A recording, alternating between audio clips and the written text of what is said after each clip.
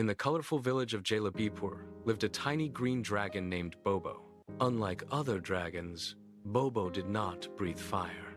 Instead, whenever he got scared, he sneezed popcorn. And there was one thing Bobo feared more than anything else: butterflies. One sunny morning, the villagers prepared for the famous Great Laddus festival. Giant golden Laddus were stacked everywhere while music and laughter filled the streets. Uncle Papu, the village chef, gave Bobo an important job. "Guard the lattice," he warned, "and no sneezing."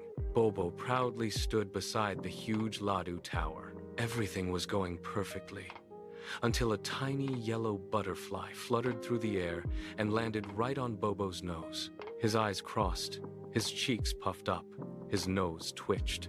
Then came the biggest sneeze ever. Ah! A giant popcorn blast launched Laddus flying across the village. Children laughed and ran everywhere, catching Laddus in baskets and hats.